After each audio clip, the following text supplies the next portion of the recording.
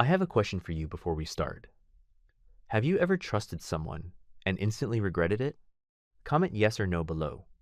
And if you enjoy real, raw storytelling, like this video so I know to make more like it. The diner's fluorescent lights hummed their usual tired song, casting everything in that sickly yellow glow that made even the freshest pie look days old. My feet ached. That deep, bone-weary throb that comes from 10-hour shifts in shoes held together more by hope than stitching.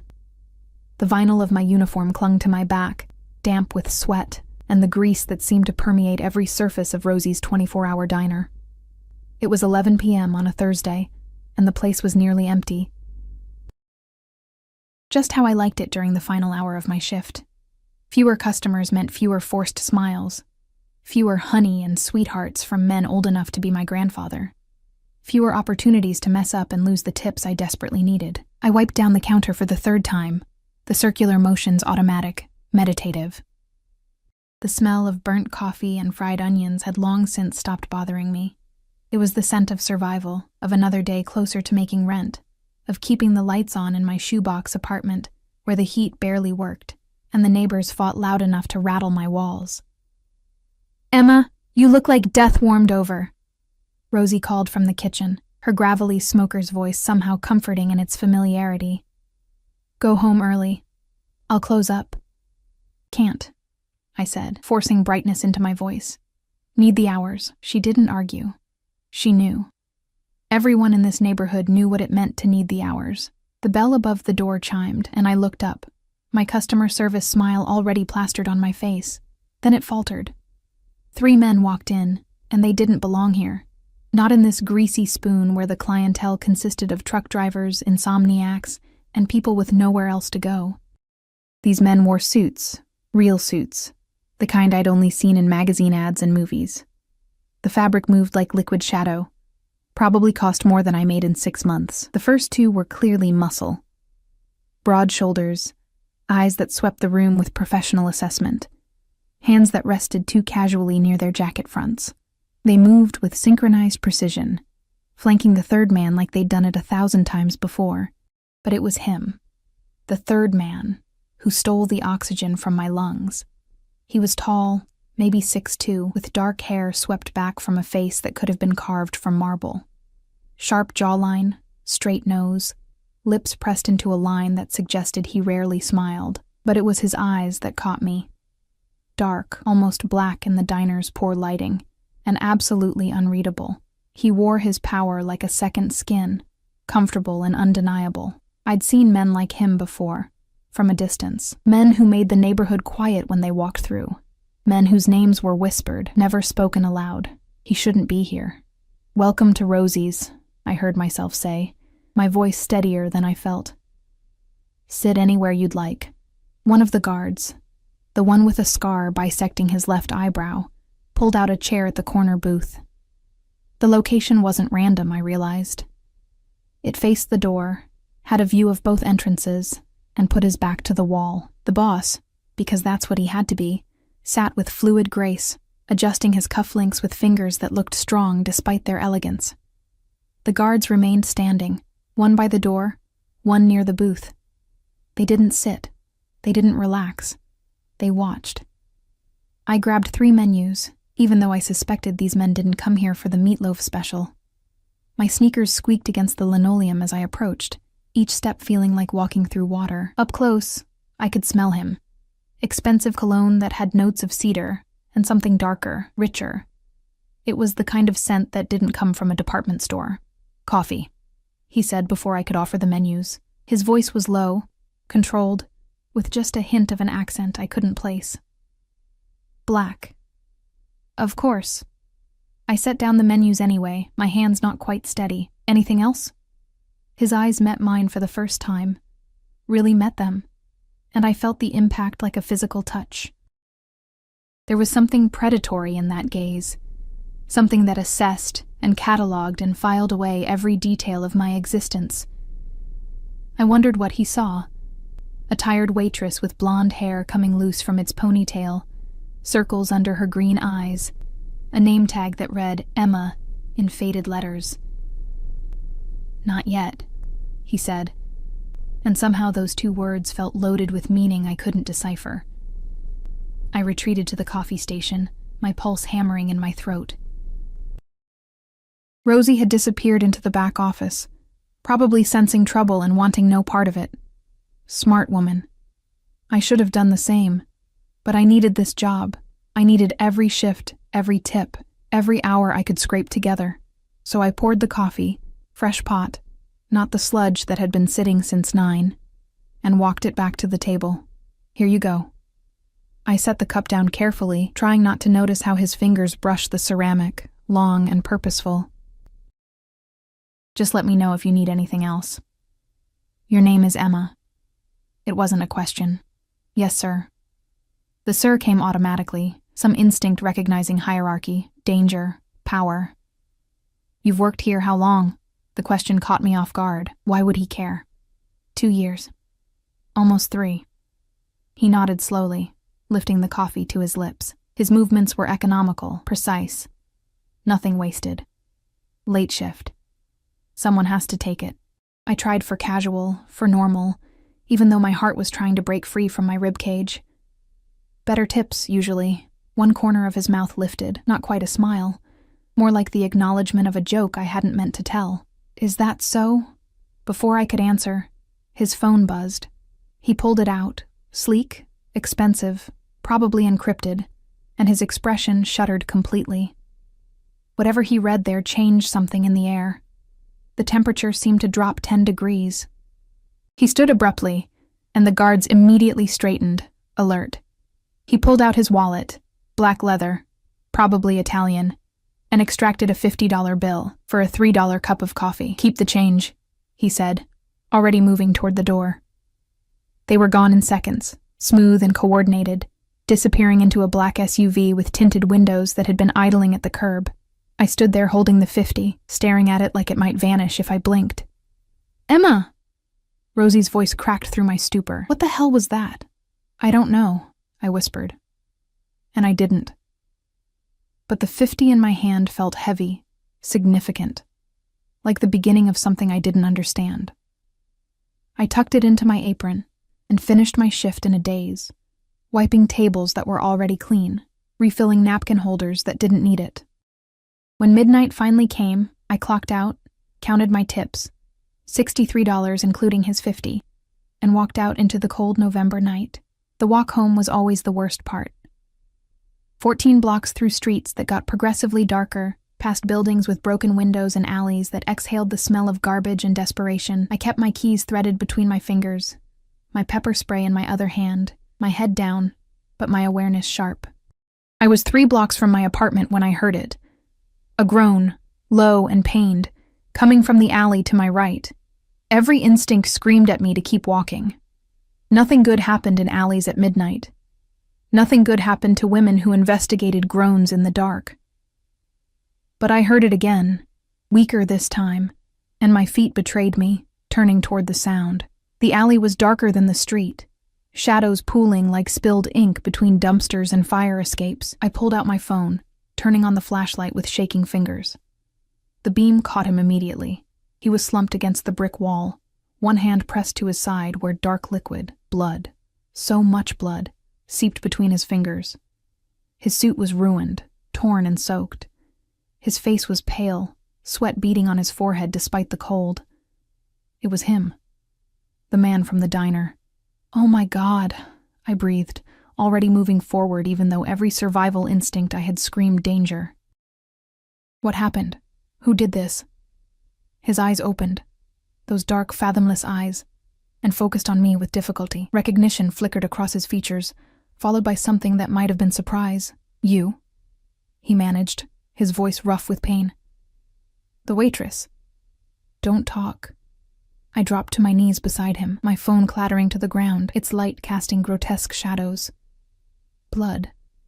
There was so much blood. I need to call 911. His hand shot out, faster than should have been possible for someone losing that much blood, and gripped my wrist. His touch was hot, slick with blood, and absolutely firm. No. The word was a command, even weakened as he was. No hospitals. No police. You're dying. My voice cracked, panic flooding through me. "You need help. Call." He fumbled in his jacket pocket with his free hand, his movements growing weaker. "Phone. Call Dante. First contact." He managed to pull out his phone. The screen was cracked but still glowing, and thrust it toward me. His grip on my wrist loosened, and his hand fell away, leaving smears of crimson on my skin. I stared at the phone, then at him, my mind racing through impossibilities. If I called whoever Dante was, I was involved. If I called 911, he'd made it clear what would happen. Nothing good, probably for either of us. If I did nothing, he would die here in this alley, and I would be the last person who'd seen him alive. My hands were shaking so badly I nearly dropped his phone. The screen was locked, but the emergency call feature was available. I found the contacts. There were only about 20, all first names or initials. Dante was right there at the top, marked with a red star. I pressed call. It rang once. Twice. On the third ring, a voice answered, sharp, alert, immediately wary. "Boss? This isn't... I'm not..." I swallowed hard, looking down at the man who was now unconscious, his breathing shallow. He's hurt. Badly. He's in an alley on Madison, between 5th and 6th. There's blood. A lot of blood. And he said no hospitals, but he needs help now. Who is this? The voice had gone cold. Dangerous. "Emma, I work at Rosie's diner. He was there earlier, and I found him. And he told me to call you. Stay there. Don't move. Don't call anyone else. We're 3 minutes out." The line went dead. I knelt there in the dirty alley, my jeans soaking through with something I didn't want to identify, staring at the unconscious Mafia boss, because that's what he had to be, and wondering what the hell I'd just done. 3 minutes felt like 3 hours. I pressed my hands against his wound, trying to remember high school health class, trying to slow the bleeding even though I had no idea if I was helping or making it worse. His skin was cold now, too cold, and his breathing had become so shallow I had to press my ear close to his mouth to make sure he was still alive. Then I heard them. The squeal of tires, the slam of doors, the thunder of footsteps. Light flooded the alley, blinding and harsh, and suddenly there were men everywhere. 6, maybe 7, all armed, all moving with that same coordinated precision I'd seen in the diner. "Back away from him!" The voice was the one from the phone, Dante, I assumed. He was shorter than the boss, stockier, with gray at his temples and eyes like chips of ice. I scrambled backward, my blood-soaked hands raised in surrender.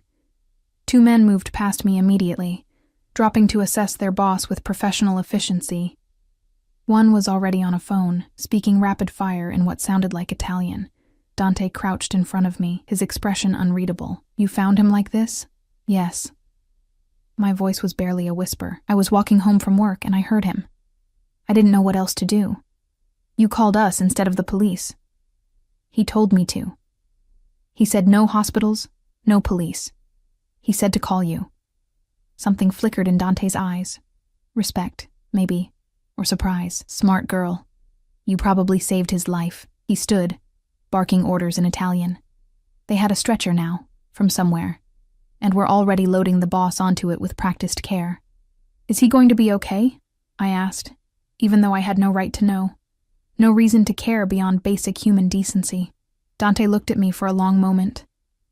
"That depends on the next few hours. Go home, Emma. Forget this happened.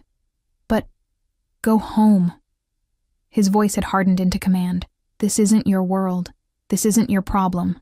You did a good thing tonight, but now you walk away. Understand?" I nodded, even though I didn't understand anything. They were loading him into a different SUV now, moving with urgent precision. In less than 2 minutes, they were gone. And the alley was empty except for me and the dark stains on the concrete that would probably never completely wash away. I stood there for a long time, staring at my hands. They were covered in his blood, dried and flaking on my palms, crusted under my fingernails. My jeans were ruined. My phone screen was cracked where I'd dropped it. And I had $10 left in my wallet until payday next week. I'd used my last $50 to pay for an Uber to get home, too shaken to walk. The driver had taken one look at my blood-stained appearance and nearly refused the fare until I'd started crying. explaining I'd help someone injured. He'd driven fast and asked no questions. Now I sat in my cold apartment, the shower running, trying to scrub his blood from my skin and wondering if I'd just made the biggest mistake of my life. I didn't sleep that night.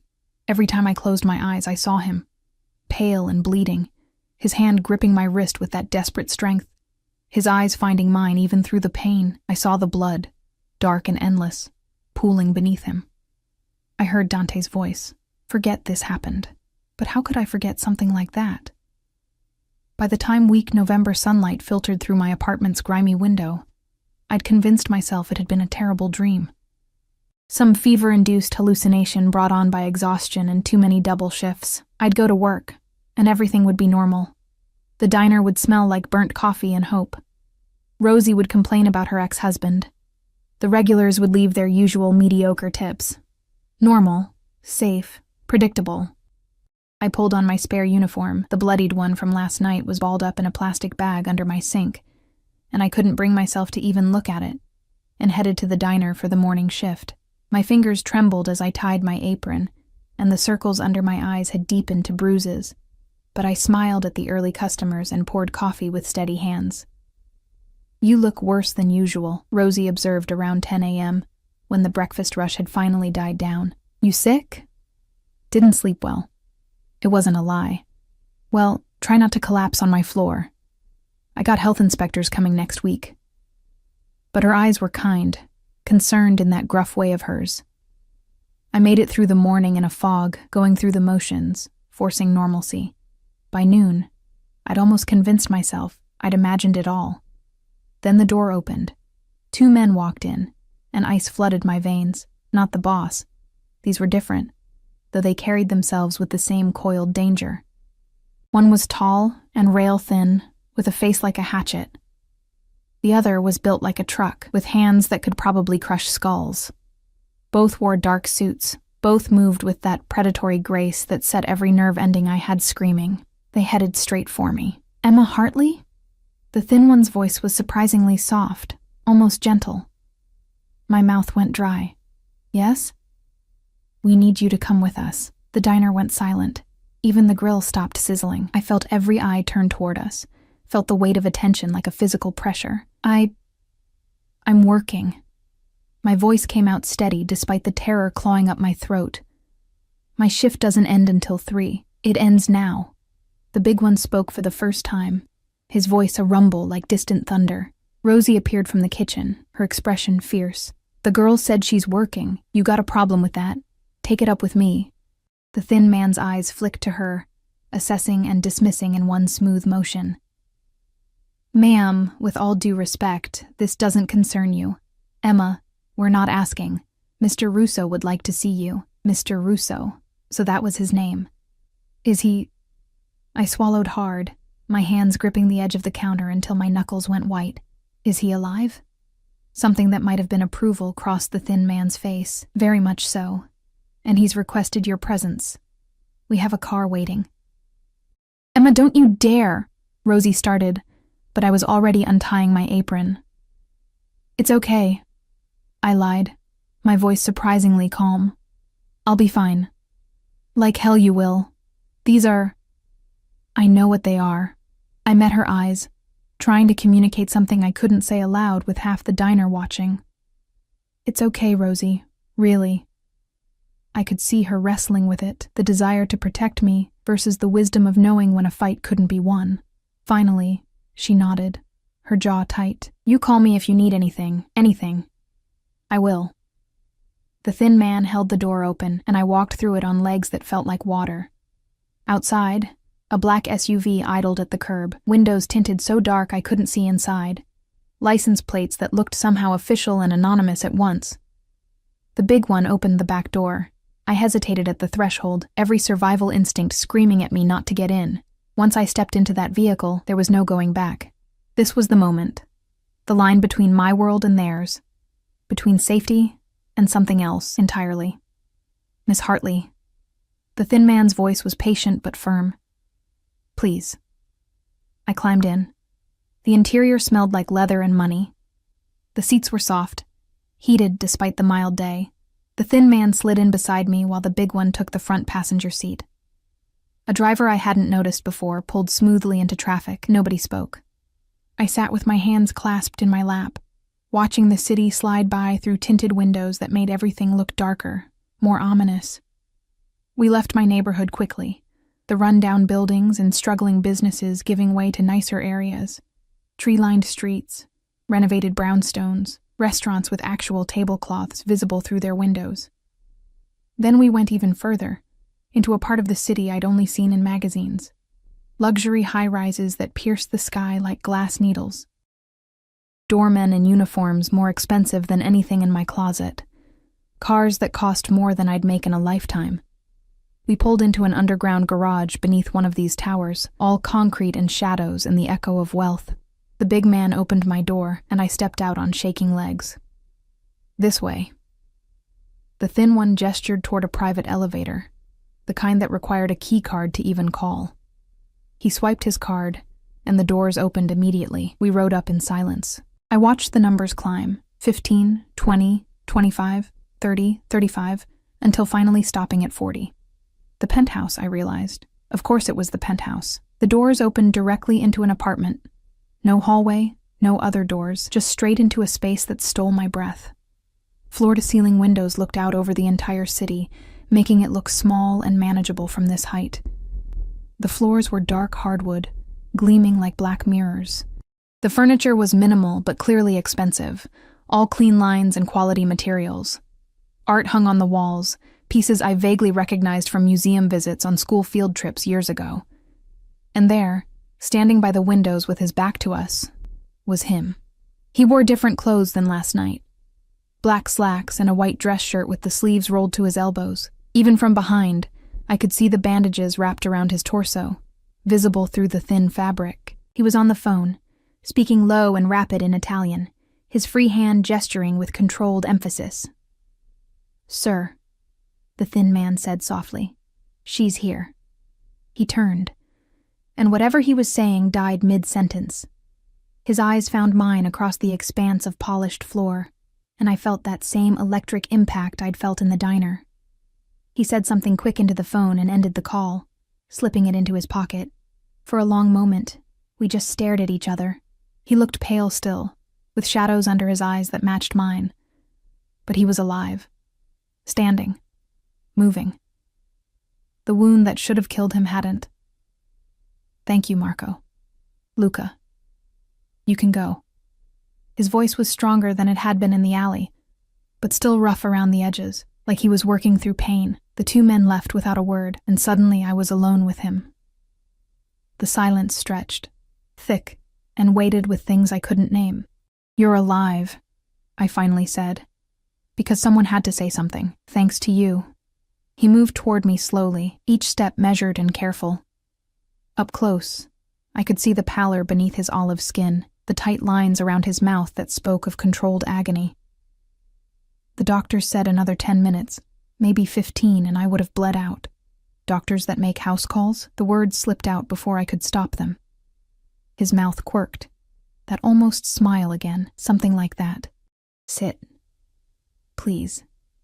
He gestured to a leather sofa that probably cost more than my entire apartment building.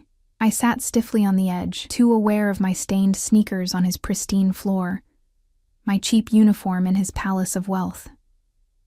He lowered himself into the chair across from me with visible effort, his jaw tightening. "Do you know who I am?" "Mr. Russo." I twisted my hands in my lap. "And I can guess the rest." "Can you?" "You're..." I searched for words that wouldn't sound accusatory or naive. "You're someone important. Someone dangerous, someone people don't say no to." A tactful assessment. He leaned back carefully, studying me with those dark eyes that seemed to see everything. "My name is Dominic Russo, and yes, I am dangerous. I am what polite society would call a criminal, what the streets call a boss, what my enemies call dead man walking, though last night proved them premature."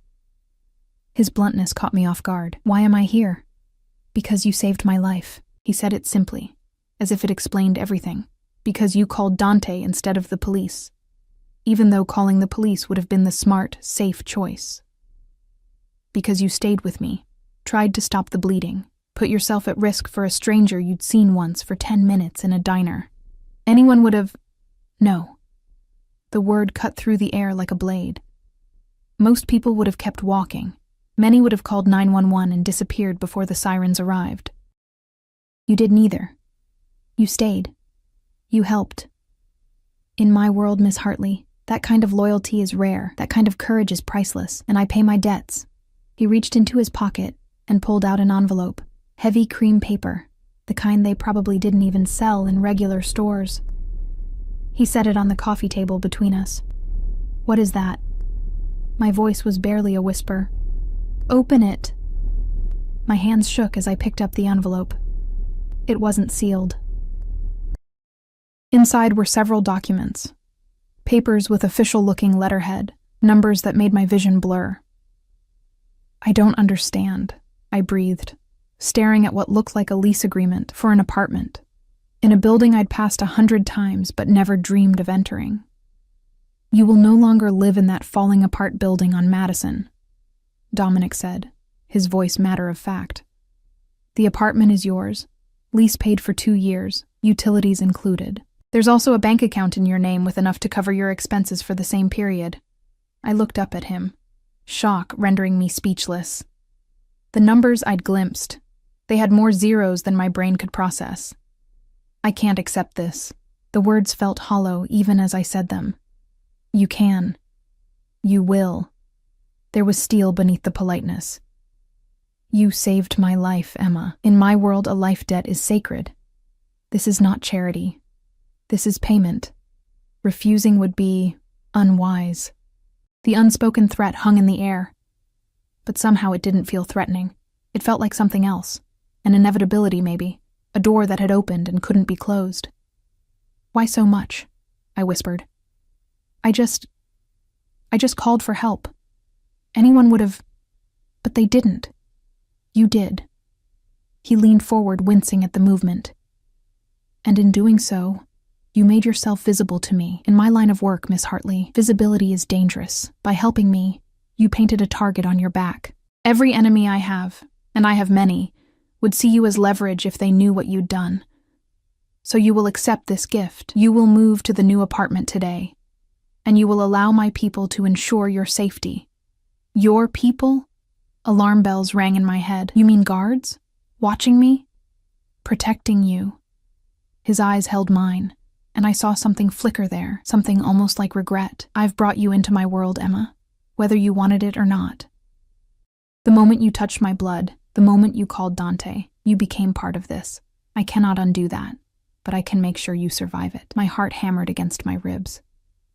And if I refuse, if I just go back to my life, pretend this never happened, then you would be dead within a week. He said it without emotion, just cold fact. The men who tried to kill me last night, they saw you. They saw you find me, saw you on your phone calling for help. They know your face now, and they will come for you to find out what you know, what I might have told you in that alley. The room spun. I gripped the envelope so hard the paper crumpled. But I don't know anything. They don't know that. His voice softened fractionally. I am sorry, Emma. Truly. You showed me kindness, and I have repaid it by dragging you into darkness. But there is no going back now, only forward. And forward means accepting my protection. I stared at him. This beautiful, dangerous man who had somehow become my salvation and my doom in the same breath. Part of me wanted to scream, to run, to wake up from this nightmare, but a larger part, a part I didn't want to examine too closely, felt something else. Relief. Relief that someone was offering to save me from the cold apartment and the endless shifts and the bone-deep exhaustion of barely surviving. Relief that maybe, just maybe, I could stop fighting so hard just to exist. What do I have to do? I heard myself ask. Accept the apartment. Allow Marco and Luca to move your belongings today. What little you have, I'm told. Quit the diner. You will be compensated for lost wages. And, he paused, something unreadable crossing his face. And occasionally, I may need to see you. To ensure you are safe, to fulfill the terms of this arrangement. Terms? Every contract has terms, Miss Hartley. Mine are simple. You live under my protection. You tell no one about what happened last night or about our arrangement. And when I call, You come. The last part felt weighted with meaning I couldn't quite grasp, and if I break the terms? His smile was cold. Let's not find out. I should have been terrified. Should have thrown the envelope back at him and run for the elevator. Consequences be damned, but instead, I found myself nodding, sealing a bargain I didn't fully understand with a man who held my life in his scarred, elegant hands. Good. He stood carefully, reaching for a phone on the side table. Marco will take you to the apartment. Your belongings will be there by tonight. I've taken the liberty of having some clothes and necessities delivered as well. I hope I estimated your sizes correctly.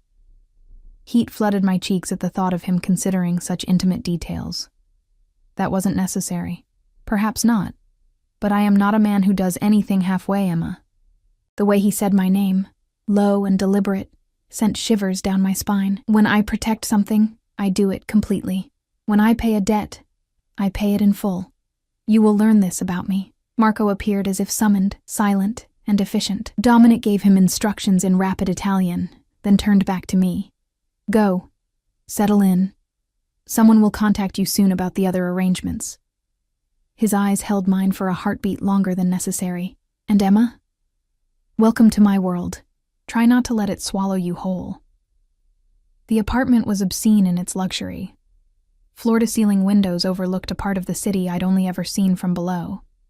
Hardwood floors gleamed under recessed lighting that seemed to know exactly how bright to be. The kitchen had appliances I didn't know the names for, all stainless steel and touchscreens.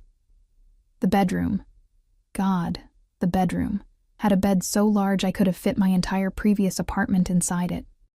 I stood in the middle of the living room, still wearing my diner uniform, feeling like an imposter. Like any moment, someone would realize the mistake and throw me back onto the streets where I belonged. Your belongings are in the bedroom, Miss Hartley.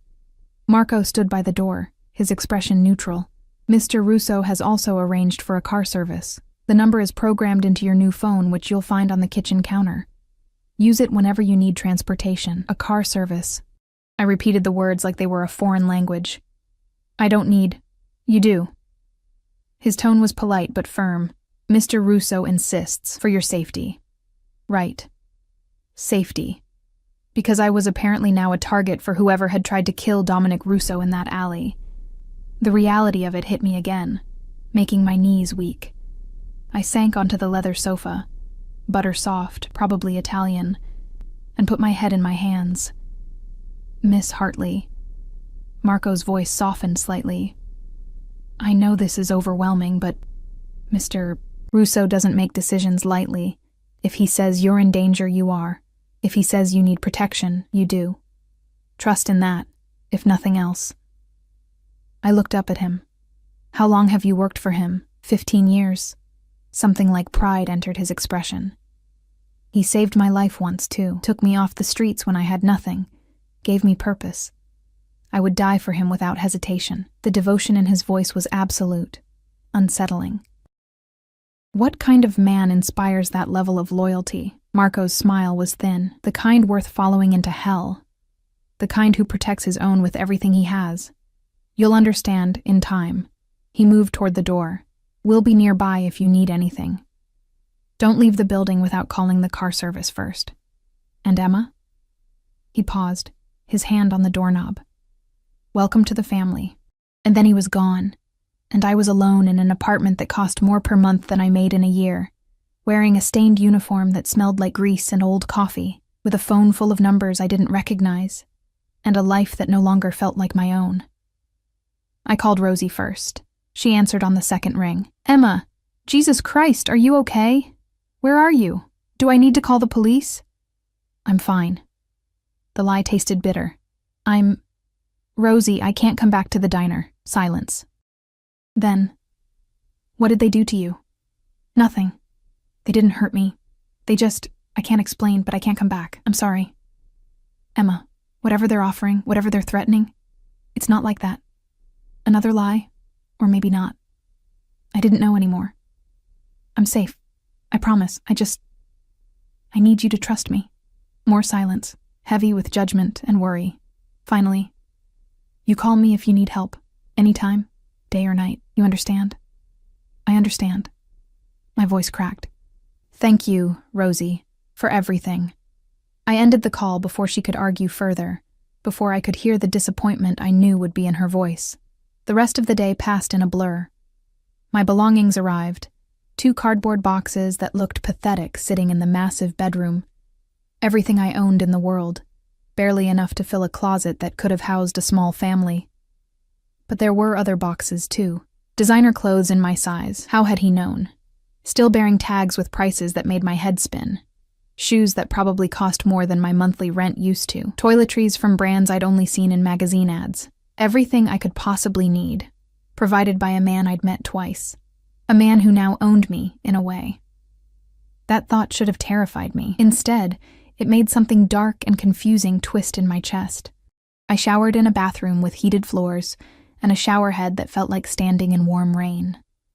I changed into jeans that actually fit and a sweater softer than anything I'd ever touched. I made tea in a kitchen with the espresso machine that probably required an engineering degree to operate. And then I stood at the windows and watched the city below, all those people going about their normal lives, unaware that everything had changed for the waitress who used to pour their coffee.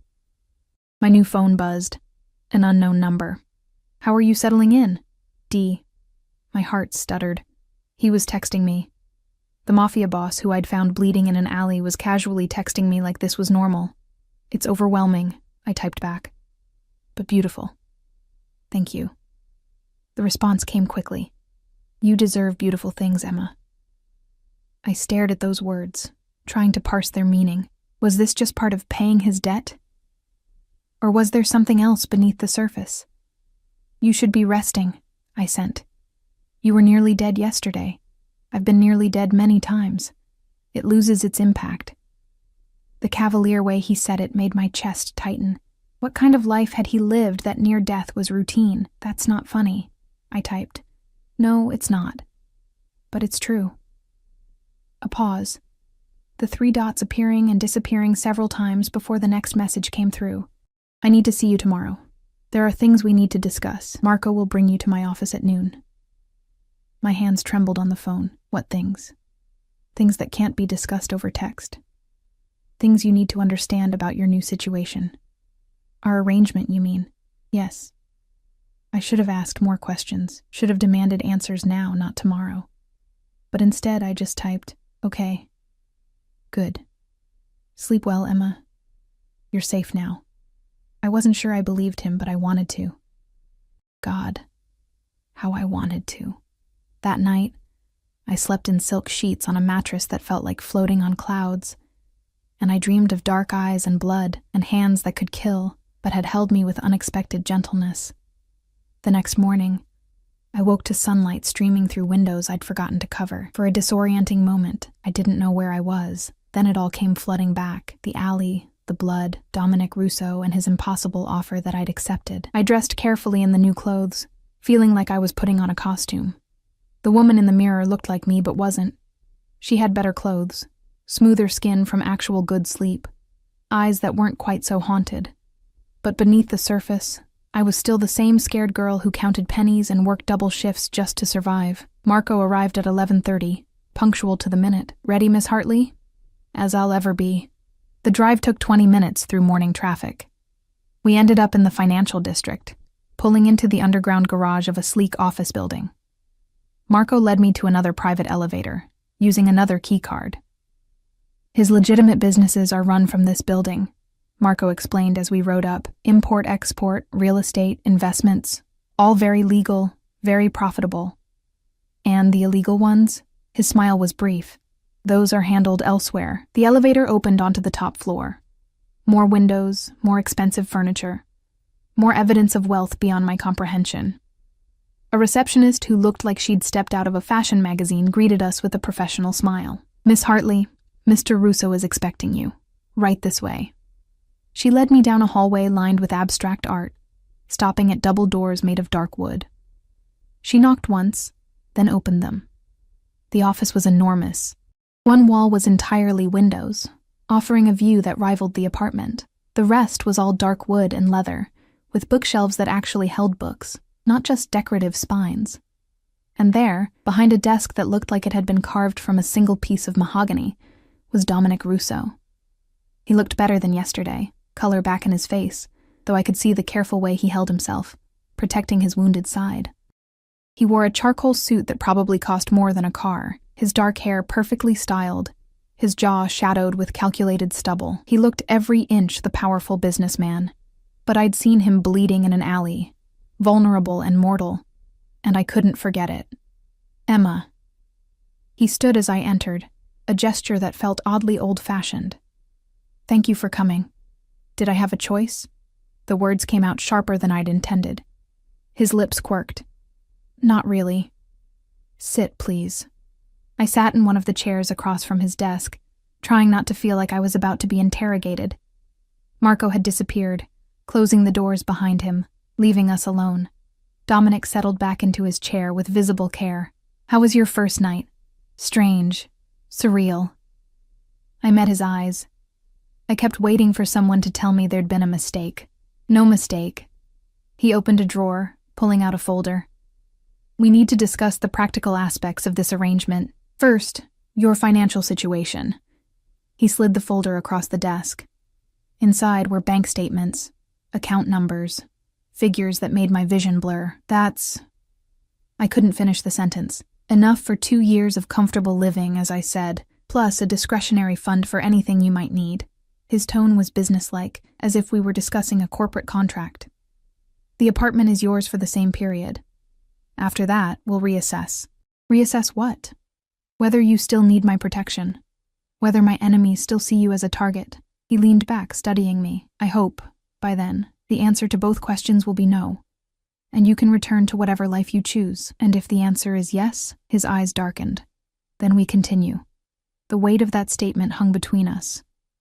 2 years, maybe more. My life intertwined with his, whether I wanted it or not. What do you want from me? I asked quietly. Really? There has to be more than just... What, gratitude? Debt repayment? For the first time, something cracked in his controlled facade. He leaned forward, his hands clasped on the desk, and his eyes held mine with an intensity that stole my breath. You want honesty, Emma? Here it is.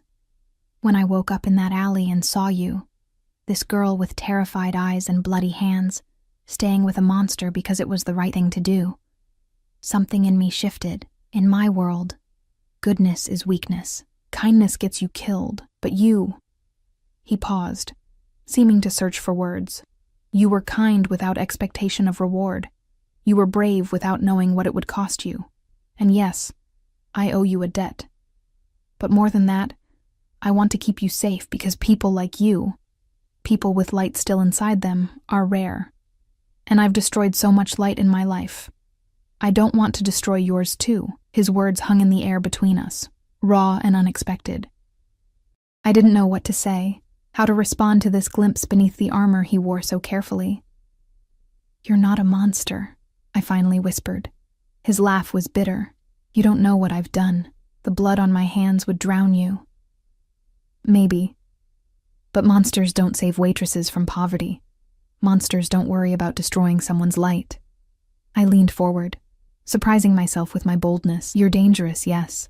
Probably terrifying when you want to be. But you're not a monster, Dominic Russo.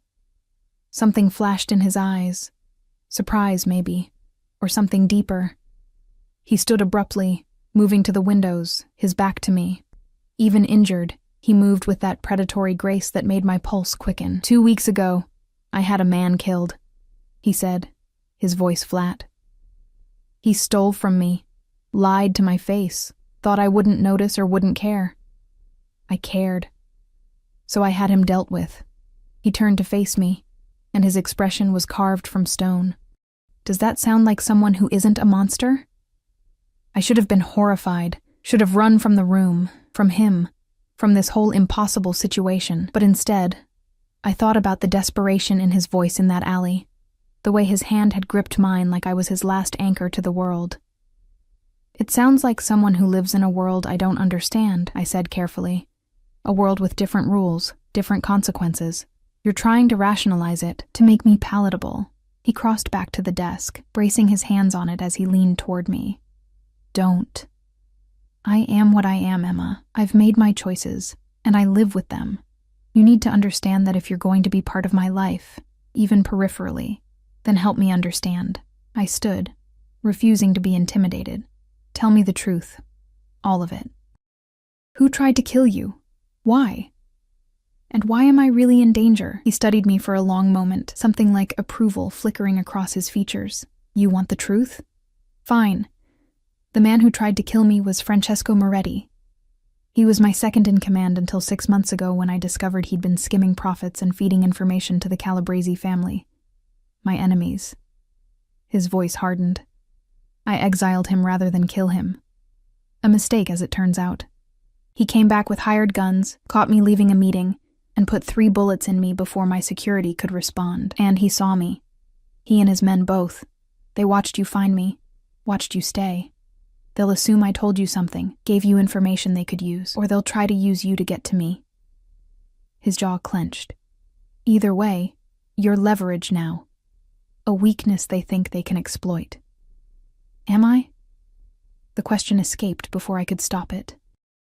A weakness? His eyes locked with mine, dark and fathomless. You're becoming one. The admission felt like a physical touch, electric and dangerous. The air between us shifted, charged with something I didn't dare name. I should go, I said, but I didn't move. Yes, he didn't move either. You should.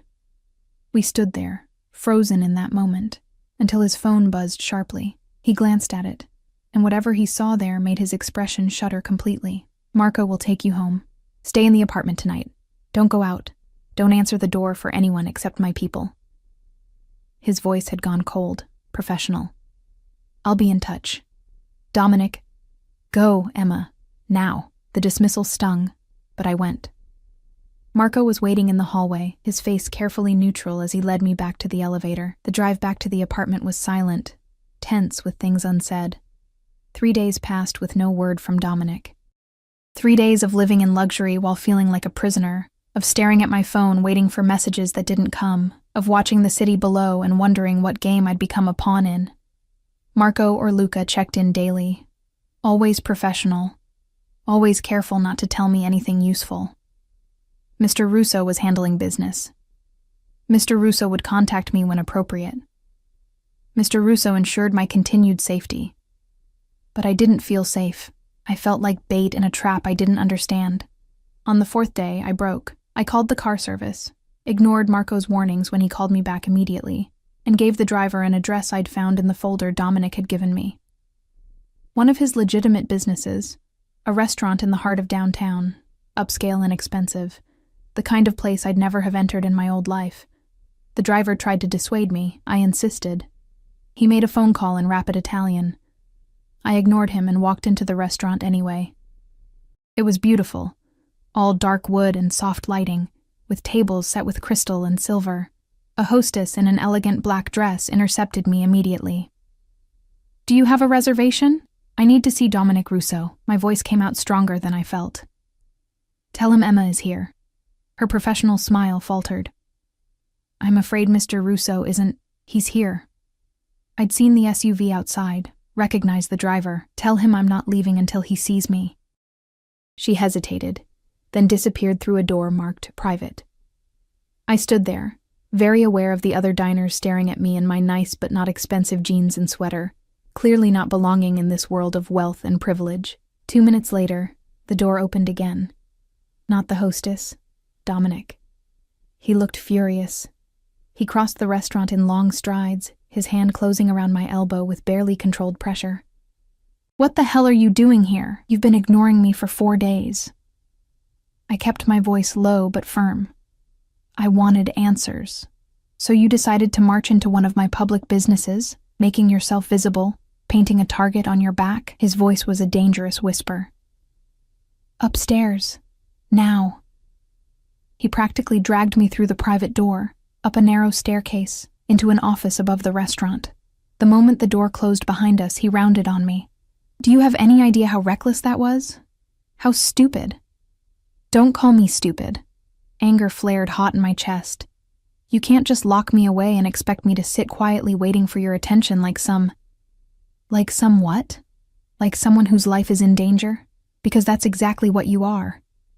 He ran a hand through his hair, frustration radiating from him.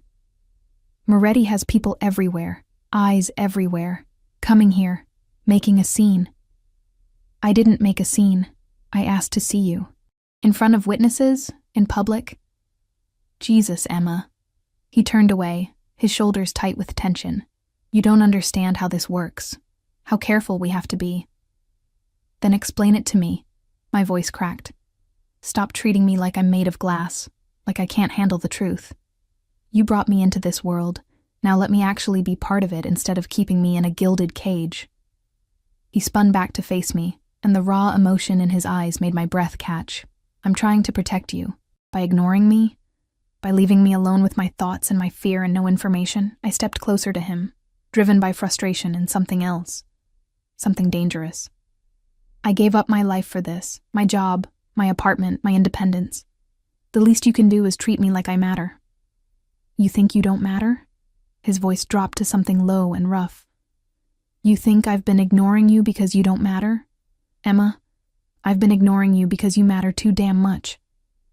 The confession shocked us both. He looked like he regretted it immediately, his jaw clenching as he turned away again. What does that mean? I whispered. It means you're a complication I didn't anticipate. It means every time I think about you in that apartment, safe and comfortable because of me.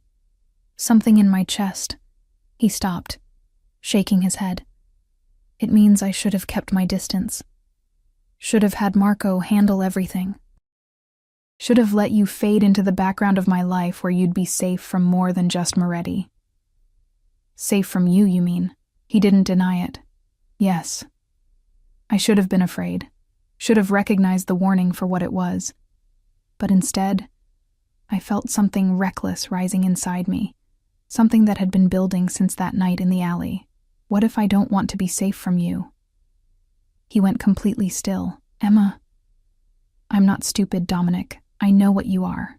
I know what you've done. But I also know what I felt when you looked at me in that office. When you said I was becoming a weakness. I moved closer. Close enough to see the pulse jumping in his throat. I know what I feel every time you're near me. And it's not fear. It should be. But he didn't move away. If anything, he leaned slightly toward me, as if pulled by invisible strings. Probably. My heart hammered against my ribs. But it's not. The tension between us was a living thing, electric and inevitable. I could see him fighting it, see the war in his eyes between what he wanted and what he knew he shouldn't take. Then his phone rang. The spell shattered. He answered it with a curt, "What?" His expression changed immediately, going cold and dangerous. When? Where? He listened for a moment, his eyes on me, something dark and protective flaring in their depths. Double the security at her building, now. And send a car, we're moving her. Moving me where? Alarm shot through me. What's happening? He ended the call. Moretti knows where you live. His men were spotted watching your building an hour ago. We need to get you somewhere safer. But I thought the apartment was supposed to be secure. Nothing is ever completely secure with men like him. He was already moving, pulling out his phone again, firing off texts. Pack what you need. You're coming with me. With you? Where? He met my eyes, and what I saw there made my stomach flip. My home. My private residence. The one place even Moretti won't dare touch. Because? Because it's a fortress. Because I'll be there. And because... He stopped himself, shaking his head. Because I'm not letting anything happen to you. Not now. Not ever. The possessiveness in his voice should have terrified me. Instead, it sent heat flooding through my veins. Okay, I heard myself say. Okay. Within an hour, we were in his SUV, Marco driving while Luca followed in another vehicle. Dominic sat beside me in the back, his body tense, his hand resting on the seat between us. Not quite touching me, but close enough that I could feel the heat of him. I'm sorry, I said quietly, for putting myself at risk, for not listening. He glanced at me, and his expression softened fractionally. You were right. I was keeping you at a distance, using protection as an excuse. His hand shifted, his fingers brushing against mine. But that ends now. If you're going to be in my life, Emma, then you're going to be in it completely. No more hiding. No more half measures. His fingers closed around mine, and I felt that touch all the way to my bones. What does that mean? I asked, even though I thought I knew. His smile was dark and full of promise. It means welcome to the deep end, Emma Hartley. Try not to drown. Dominic's private residence wasn't what I expected. I'd imagined something ostentatious. A mansion with columns and gates, something that screamed wealth and power. Instead, we pulled up to a converted warehouse in a gentrified neighborhood, all exposed brick and industrial windows. From the outside, it looked almost modest. Almost. But the moment we stepped inside, I understood. This wasn't about showing off. This was about control. The interior was open concept, with soaring ceilings and steel beams that had been left deliberately exposed. But every window had bulletproof glass. Every entrance had reinforced doors and biometric locks. Cameras were discreetly positioned in every corner, and I'd counted at least 6 guards positioned around the perimeter before we even entered. This is where you really live, I said, taking it all in. This is where I'm safe, he corrected, leading me up a steel staircase to the 2nd floor. The penthouse is for show, for meetings with people who need to see success. This is home. And it looked like a home, in ways the penthouse hadn't. There were books stacked on tables, personal photographs on shelves, a coffee mug left on the kitchen counter. Signs of life, of someone who actually existed here rather than just passed through. He showed me to a guest room, spacious and comfortable, with its own bathroom and a view of the city through those impenetrable windows. Your things will be here within the hour. Make yourself comfortable. You're safe here, Emma. I promise. How long do I need to stay? His jaw tightened. As long as it takes to neutralize Moretti. Days, maybe weeks. Weeks? The reality of it hit me hard. Dominic, I can't just hide here indefinitely. You can, and you will. His voice had gone hard again, that tone that brooked no argument. Moretti made his move. He showed his hand. That means he's desperate, which makes him dangerous. Until I handle this, you stay here where I can protect you. Handle this, I repeated. You mean kill him? He didn't flinch. If necessary, yes. I sank onto the bed, my hands shaking. This was real. All of it. I wasn't playing at being part of his world anymore. I was drowning in it. Dominic crouched in front of me, his hands coming to rest on my knees. The touch was warm, grounding. I know this is terrifying. I know you didn't ask for any of this. But I need you to trust me. Can you do that?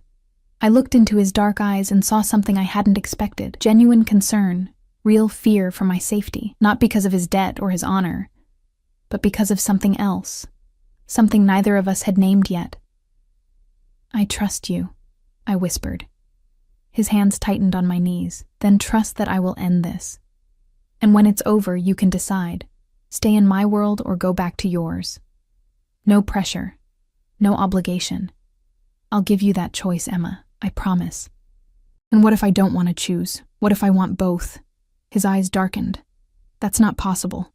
My world destroys everything good it touches. Eventually, it would destroy you too. You don't know that. I do. He stood abruptly, putting distance between us. Get some rest. I have calls to make, arrangements to finalize. Dinner will be at 7. He left before I could argue, the door clicking shut behind him with a finality that felt like a statement. The next 3 days fell into an unexpected rhythm. Dominic worked from his home office, taking calls in Italian and English, his voice carrying through the open space. Sometimes calm and measured, sometimes cold and threatening. I caught glimpses of the man he was in his business, the ruthlessness that had built his empire. But in the evenings, he was different, softer. We ate dinner together each night, meals prepared by a chef who appeared and disappeared like a ghost, leaving elaborate dishes that Dominic barely touched while I savored every bite. We talked about safe things, books, music, my childhood in a small town upstate, his memories of his grandmother who'd raised him after his parents died. He never mentioned how they died. I didn't ask. On the 4th night, he found me in his library, A room lined floor to ceiling with books, some in Italian, some in English, all clearly well read. I'd been there for hours, curled in a leather chair with a worn copy of The Count of Monte Cristo. "Good choice," he said from the doorway, making me jump. Revenge and redemption, one of my favorites. "Does he get his redemption?" I asked. "I haven't finished it yet." Dominic crossed the room, pouring himself a drink from a crystal decanter. "Whiskey. Probably older than me." "That depends on your definition of redemption." "He gets his revenge. But at what cost?" He settled into the chair across from me. "I've always thought Dantes was a fool." "For seeking revenge? For believing it would make him whole again?" He swirled the amber liquid in his glass. "Revenge is satisfying in the moment. But it doesn't heal the wound, it just creates new ones." I studied him, seeing the pain beneath the philosophical observation. "Is that what you're doing with Moretti? Creating new wounds?" "No," his eyes met mine. "With Moretti, I'm preventing future ones. There's a difference." "Is there?" He smiled, but it didn't reach his eyes. "You're very good at asking questions I don't want to answer." "Someone has to." I set the book aside. "You're very good at hiding behind philosophy and cold logic. But I see you, Dominic. The real you.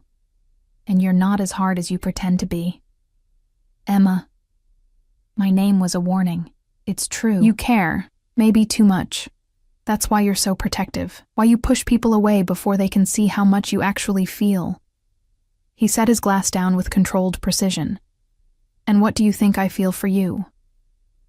The question hung between us, dangerous and inevitable. We'd been dancing around this for days. This pull between us that grew stronger every moment we spent together. "I think you're terrified," I said softly, "because I'm not supposed to matter this much. I'm supposed to be a debt paid, a problem solved. But somewhere along the way, I became something else." He stood abruptly, moving to the window. "You should hate me, fear me, want nothing more than to escape this life and never look back." "Probably." I stood too, closing the distance between us. "But I don't." "Emma, don't what? Tell you the truth? That I think about you constantly? That every time you're near me, I feel like I'm standing on the edge of a cliff, terrified and exhilarated at the same time?" I touched his arm, feeling the tension coiled beneath his expensive shirt. "That I'm falling for a man I should run from." He turned to face me, and the raw emotion in his eyes stole my breath. "If you fall, I'll catch you." "But Emma, if I fall..." He reached up, his hand cupping my cheek with heartbreaking gentleness. "If I fall, we both go over the edge, and I'm not sure either of us would survive it." "Maybe that's okay," I whispered. "Maybe some things are worth the risk." His thumb traced my cheekbone, and I felt that touch everywhere. "You're asking me to be selfish, to take what I want without thinking of the consequences. I'm asking you to let yourself feel, to stop punishing yourself for crimes I don't even know about." I leaned into his touch. "I see you, Dominic. Not the monster you think you are. The man who saves broken people because he knows what it's like to be broken. The man who protects with everything he has because he's lost too much.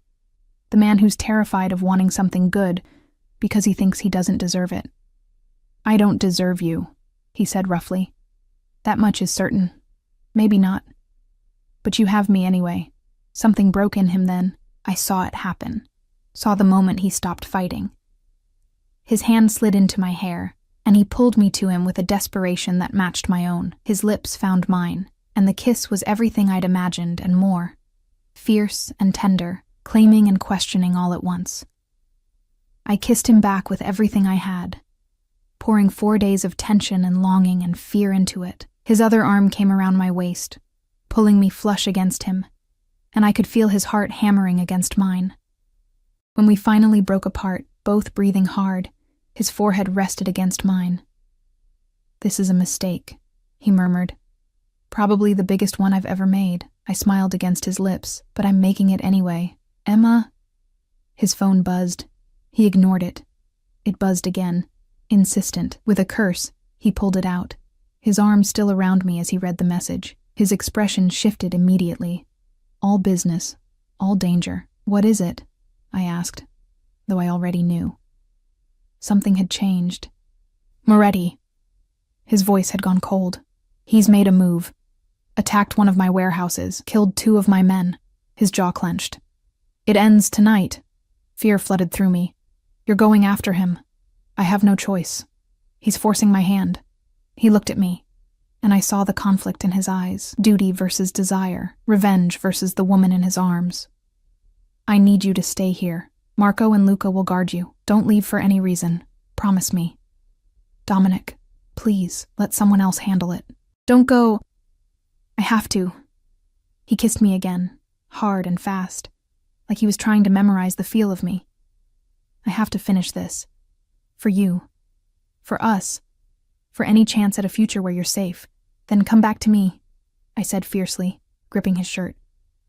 Whatever you have to do, however you have to do it, just come back. I will. It was a vow. I promise, Emma, I will come back to you. The next 6 hours were the longest of my life.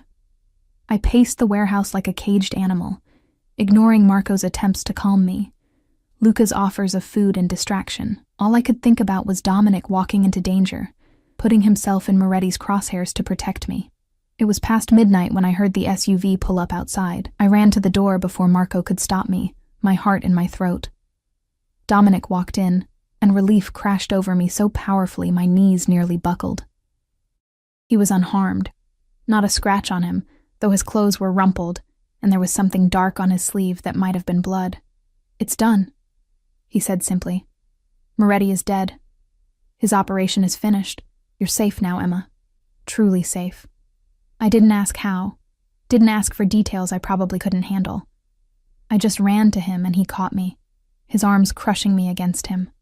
You're okay, I whispered against his chest. You came back. I promised. His hand stroked my hair. I always keep my promises. We stood there for a long moment, just holding each other. Marco and Luca quietly disappeared, giving us privacy. Finally, Dominic pulled back enough to look at me. You have a choice now, he said. The one I promised you. The danger is gone. You can go back to your life. Not the diner, but something better. I'll set you up with whatever you need. A new apartment, a job, references. You can walk away from all of this, from me, and be free. Or, my heart pounded, or you stay. His eyes held mine, vulnerable in a way I'd never seen before. You stay in my world, knowing what it is, what I am. You let me be selfish and keep you close. You let this, he gestured between us, be something real. No more pretending it's just protection or debt repayment. Just us. Honest and terrifying and real. I thought about the diner, about my old life of exhaustion and barely surviving, about the safety of being invisible, unremarkable, about walking away from this dangerous, complicated man who'd somehow become everything. I'm terrified, I admitted. So am I. I don't belong in your world. Neither did I once, but I learned. And you're stronger than you think, Emma. You survived poverty. You survived finding a dying Mafia boss in an alley. You survived being dragged into a war you didn't start. You can survive this too. Survive me. If you want to. What if I don't just want to survive? I reached up, touching his face. What if I want to live? Really live, for the first time in my life? His smile was slow and genuine, transforming his face. Then stay. Stay with me. Let me give you the world, not because I owe you, but because I want to, because somewhere between that alley and this moment, you became mine, and I became yours. I'm still a waitress from nowhere, I said, but I was smiling too. No. He kissed me softly. You're Emma Hartley, the woman who saved my life, the woman who saw past the monster to the man, the woman brave enough to fall for someone like me. Another kiss, deeper this time. You're not from nowhere anymore. You're home, here, with me. And standing there in his arms, in his fortress that didn't feel like a prison anymore, I realized he was right. I'd spent years just surviving, just existing. Always on the edge, always afraid. But this, his world, his darkness, his dangerous love, this felt like living. I whispered against his lips. I'm choosing you. Choosing this. Choosing us. His arms tightened around me, and I felt him exhale like he'd been holding his breath. Thank God. Because I don't think I could have let you go. We stood there as the city lights glittered beyond the bulletproof windows. Two broken people who'd somehow found each other in the darkness. His world was dangerous, complicated, full of shadows and secrets, but it was also full of loyalty and protection, and a man who'd moved heaven and earth to keep me safe. And maybe that was enough. Maybe love didn't have to be safe and simple. Maybe sometimes it was supposed to be terrifying and all-consuming and worth every risk. 3 months later, I stood in that same library, wearing a dress that cost more than my old apartment, preparing for a charity gala where I'd meet the other families, the legitimate face of Dominic's empire. I was nervous, still learning the rules of this world, still sometimes feeling like an imposter. But then Dominic appeared in the doorway, devastatingly handsome in his tuxedo, and the way he looked at me, like I was the only person in the world who mattered, made everything else fade away. Ready? He asked, offering his hand. I took it, feeling the calluses that reminded me he was more than just a businessman in expensive suits, feeling the strength that had pulled him back from death in that alley, feeling the gentleness that touched me like I was precious. Ready, I said, because I wasn't the terrified waitress anymore who'd spent her last $10 helping a stranger. I was Emma Hartley, standing beside Dominic Russo, carving out a place in his dangerous world, not as his debt or his obligation, but as his equal, his partner, his love. And if that made me reckless or foolish or hopelessly naive, I didn't care. Some gambles were worth taking. Some men were worth falling for, even when, especially when, they could destroy you. As we walked out into the glittering night, his hand warm in mine, I knew I'd made the right choice, not the safe one, not the smart one, but the one that felt like coming home.